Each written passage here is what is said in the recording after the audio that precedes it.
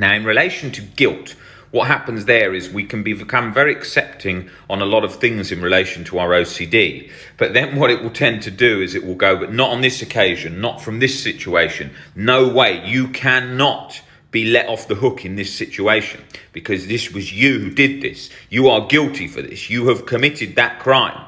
That's what it's going to specifically go for. So I used to think, I can accept me getting hurt or me getting the disease, but if I did it, God, I couldn't let myself off the hook for 1 second. I wouldn't be even allowed a second to breathe. It will always tell you you're 100% guilty. It'll always tell you should have done something different.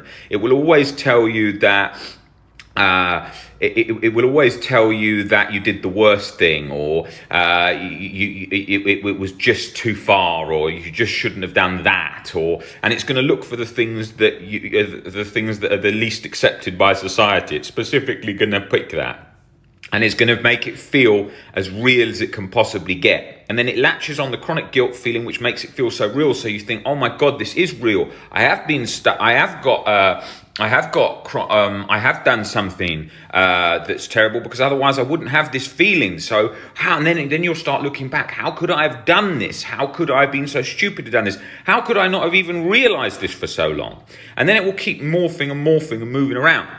And that's the nature of what it does. The genesis of chronic shame and guilt is completely from conditional self-acceptance.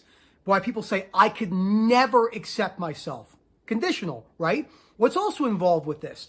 The fear of being an entirely bad person, which we know is not real. The fear of having societal rejection, also gigantic. So let's say you were completely rejected by society. Completely. Every person on the planet rejected you. Friends, family, everyone. Maybe you went to jail for 10 years.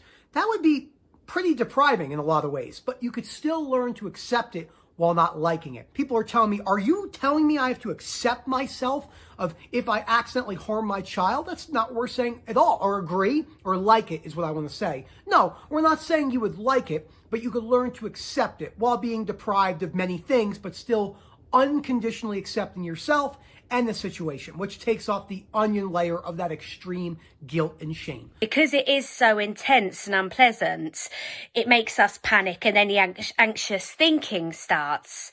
So what I want to focus on in this video is how we can kind of change the way that we look at guilt, and, you know, maybe start looking at how we can bring the level of that emotion down in relation to our OCD themes. So if we're able to bring the intense emotion of guilt down over our OCD themes to, feelings of, a regretfulness or something, the way that we would bring like anxiety down to, concern, then it helps once again to slow down that kind of mental thinking.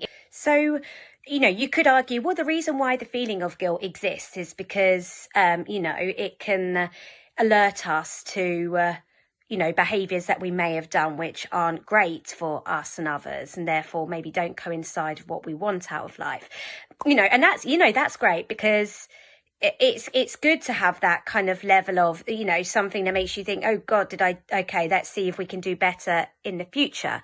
But the problem with guilt and OCD is that it kind of, because we, obviously, it does vary, depending on what the thing that you believe you might have done is. Firstly, OCD might tend to latch on to more extreme things rather than, everyday sort of mistakes that, all of us make every day because we're not perfect. And OCD will lock onto it and just not let us off the hook. It will just keep on going. And what we can find then is that we're thinking, if we did do this thing, that means that we're just a bad person, that we're writing ourselves off 100% as a human being. And what is useful, firstly, is to change your perspective on that and try and look at things as being less black and white.